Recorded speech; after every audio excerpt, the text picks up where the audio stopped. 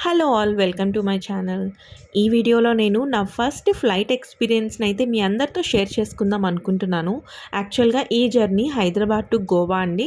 April 2022లో అయితే మేము ఈ జర్నీ చేశాము. అప్పుడు నాకు ఇట్లా వ్లాగ్స్ పెట్టాలి అనే ఐడియా లేదు. అందుకనే నేను ఎక్కువ వీడియోస్ తీయలేదు. కొన్ని కొన్ని మాత్రం వీడియోస్ తీశాను అండ్ రెస్ట్ ఆఫ్ ఫోటోస్ అయితే నేను అప్లోడ్ చేశాను. మోస్ట్‌లీ మన మిడిల్ క్లాస్ వాళ్ళకి లైఫ్‌లో ఒక్కసారన్నా ఫ్లైట్ ఎక్కాలని ఆశ ఉంటుంది కదా! అలాగే నాకు కూడా చిన్నప్పటి నుంచి నా లైఫ్‌లో ఒక్కసారన్నా ఫ్లైట్ ఎక్కాలి అనే కోరిక అయితే ఉండేది. ఫైనల్లీ ఈ జర్నీతో నా కోరిక అయితే ఫుల్‌ఫిల్ అయిపోయిందనమాట. మేము టోటల్ 6 మెంబర్స్ అయితే వెళ్ళాము. దానిలో 5 మెంబర్స్‌కి ఫస్ట్ టైమ్ ఫ్లైట్ ఎక్స్‌పీరియన్స్ ఇది. ఎయిర్‌పోర్ట్ రీచ్ అవ్వగానే ముందు సెల్ఫీలు తీసుకున్నాము. తర్వాత చెక్ ఇన్ అయ్యి లగేజ్‌ని అయితే మేము అక్కడ సబ్మిట్ చేసేసాము. ఇంక తర్వాత మేము ఫ్రీ బర్డ్స్ అనమాట. చేతిలో లగేజ్ కూడా లేదు. ఎక్కడికన్నా తిరగొచ్చు. ఫ్లైట్ టైమ్ అయ్యేంత వరకు మనకి ఇట్లా లాంజ్స్ ఉంటాయి. ఈ లాంజ్‌కి అయితే మేము వెళ్ళాము. మీకు ఈ విషయం తెలుసా? ఈ లాంజ్‌లో జస్ట్ ₹2 పే చేస్తే అన్‌లిమిటెడ్ ఫుడ్ అయితే మనకి ఇస్తారు. ఇక్కడ చాలా ఆప్షన్స్ ఉన్నాయన్నమాట. వెజ్ ఉంటుంది, నాన్ వెజ్ ఉంటుంది, tea, coffee, cool drinks, pastries, breads and tiffins కూడా అవైలబుల్‌గా ఉన్నాయి. అండ్ ఇక్కడ ఆల్కహాల్ కూడా ఉంది గానీ, అది పే చేయాలా? లేకపోతే దీనిలో ఇంక్లూడెడా అనేదైతే నాకు ఐడియా లేదు. మేము వెళ్ళింది థర్స్‌డే అనమాట. So, no non veg and also fasting. So, rice కూడా నేనేం తీసుకోలేదు. ఫ్రూట్స్ ఒకటే తీసుకున్నానక్కడ. ఫస్ట్ టైం వెళ్ళే వాళ్ళకి నా సజెషన్ ఏందంటే, ఫ్లైట్‌కి కనీసం ఒక 2, 3 అవర్స్ ముందన్నా మీరు ఎయిర్‌పోర్ట్‌లో ఉండేటట్లు చూసుకోండి. మనకసలు టైమే సరిపోదు. మేమేమో ఇంకా ఫ్లైట్‌కి 45 మినిట్స్ టైం ఉంది. 25 మినిట్స్ ముందు వెళ్తే చాలు కదా అని చెప్పి తాపీగా వెళ్ళాము. మేము మా గేట్ దగ్గరికి వెళ్ళేసరికి మమ్మల్నయితే ఫుల్ టెన్షన్ పెట్టేశారు. ఇదే లాస్ట్ బస్సు. ఇది వెళ్ళిపోతే ఇంక మీరు ఫ్లైట్ ఎక్కలేరు అని చెప్పి అనౌన్స్ చేస్తున్నారు. ఇంకా మేము 1 సెకండ్ కూడా లేట్ చేయకుండా బస్ అయితే ఎక్కేసాము. బస్ ఎక్కగానే ఒక మెమరీ కింద ఒక ఫోటో అయితే తీసుకున్నాము. తీరా చూస్తే బస్ మొత్తం నిండిపోయి సీట్లు సరిపోక నిలబడి కూడా ఇంకా చాలామంది ఉన్నారు ఈ బస్‌లో. ఇలా ఈ బస్‌లో అలా జర్నీ చేస్తూ ఆల్మోస్ట్ ఈ బస్ జర్నీయే 10 మినిట్స్ పట్టింది మాకు. అంత దూరం వెళ్ళిన తర్వాత ఇదిగోండి ఈ ఫ్లైట్ దగ్గరకైతే తీసుకొచ్చారు. ఫ్లైట్‌కి తలా తోక దగ్గర అయితే ఎంట్రీ పాయింట్స్ ఉన్నాయి. అక్కడ స్టెప్స్‌ని అరేంజ్ చేసుంటారు వాళ్ళు. అక్కడ ఫుల్ రష్‌గా ఉందని చెప్పి ముందు మేమైతే ఫ్లైట్ ముందు 4 సెల్ఫీలు అయితే దిగాము. ఆ తర్వాత ఎన్నాళ్ళ నుంచో వెయిట్ చేస్తున్న మొమెంట్ అయితే వచ్చేసింది. ఫ్లైట్ ఎక్కేసాము. మా సీట్స్ ఎగ్జాక్ట్‌గా మిడిల్‌లో ఉన్నాయన్నమాట. ఎగ్జాక్ట్‌గా ఈ వింగ్ ఉంటుంది కదా! ఆ రెక్క దగ్గరే వచ్చింది మా సీటు.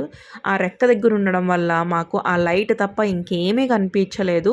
అండ్ ఫస్ట్ టైం ఎవరైనా ఫ్లైట్ జర్నీ చేయాలి అనుకుంటే ప్రిఫరబుల్లీ మార్నింగే ట్రై చేయండి. వ్యూ చూడడానికి ఇంకా చాలా బావుంటుంది. మాకు నలుగురికేమో సీట్స్ కొంచెం పక్క పక్కనే వచ్చాయి. అండ్ ఇంకొక ఇద్దరికి బ్యాక్ సైడ్ వచ్చాయన్నమాట. మా 4 మెంబర్స్‌కైతే విండో సీట్ ఒక్కరికే వచ్చింది. ఆ విండో సీట్ కోసం మేము కొట్టుకున్నాము లిటరల్లీ. సో, 15 మినిట్స్ ఒక్కొక్కరం అట్లా కూర్చున్నామన్నమాట. సిల్లీగా ఉండొచ్చు కానీ నిజంగా ఇది చేసాం మేము. ఈ సీట్స్ బుకింగ్ మనం ఆన్‌లైన్‌లో కూడా చేసుకోవచ్చు. విండో సీట్ కావాలంటే ఇంత ఛార్జ్ అని అట్లా డిఫరెంట్‌గా కూడా ఉంటాయి. కాకపోతే మేము ఆప్షన్ అయితే చూస్ చేసుకోలేదు. ఫ్లైట్ కాసేపట్లో స్టార్ట్ అవుతుంది అనంగా ఫ్లైట్ మొత్తం పొగలొచ్చాయన్నమాట. అది ఎందుకొచ్చిందో నాకిప్పటికీ అర్థం కావట్లేదు. మీ ఎవరికన్నా తెలిస్తే కామెంట్ సెక్షన్‌లో చెప్పండి. ఫ్లైట్ ఎగరడానికి కనీసం ఒక 25 నిమిషాల నుంచి ఎయిర్ హోస్టెస్ అయితే కంటిన్యూయస్‌గా మాకు ఇన్‌స్ట్రక్షన్స్ అనేవి ఇస్తూనే ఉన్నారు. ఇన్‌స్ట్రక్షన్స్ అన్నీ చెప్పడం అయిపోయిన తర్వాత ఫైనల్‌గా మేము ఎదురు చూస్తున్న మొమెంట్ ఫ్లైట్ అయితే గాల్లోకి ఎగిరింది. అసలు ఆ హ్యాపీనెస్ నేను మాటల్లో చెప్పలేను. రెగ్యులర్‌గా ఫ్లైట్ జర్నీ చేసే వాళ్ళకి ఒకవేళ నా వీడియో చూస్తే కొంచెం సిల్లీగానే అనిపించొచ్చు.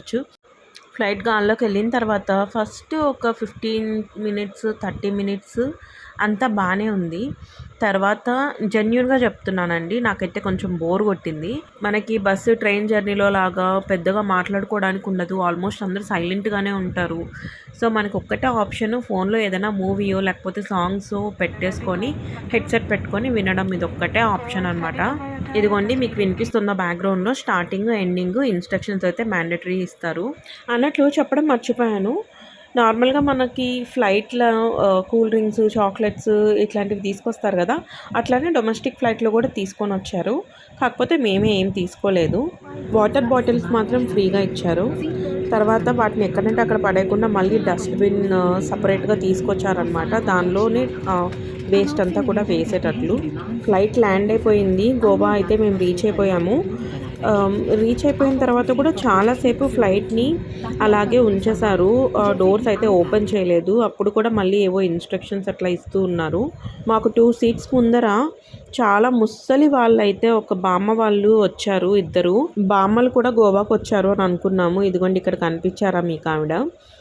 ఫైనల్గా అయితే ఫ్లైట్లో నుంచి డైరెక్ట్గా ఎయిర్పోర్ట్లోకి వెళ్ళిపోవడానికి ఇట్లా డైరెక్ట్ వే అయితే ఉందన్నమాట.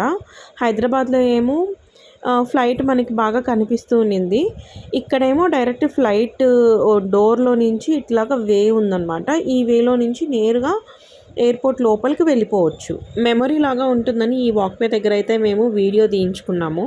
వాక్వే దిగగానే ఒకవైపు ఏమో మొత్తం గ్లాస్ డోర్స్ ఉన్నాయి. అక్కడి నుంచి మనకు ఫ్లైట్స్ అదంతా కూడా కనిపిస్తూ ఉంటాయి. ఇంకొక వైపు ఏమో వెల్కమ్ టు గోవా అని పెద్ద పెద్ద లైటింగ్తో సెట్టింగ్ అయితే చేసి ఉంటుంది. అక్కడి నుంచి మనకి ఎగ్జిట్ వే ఉంటుంది.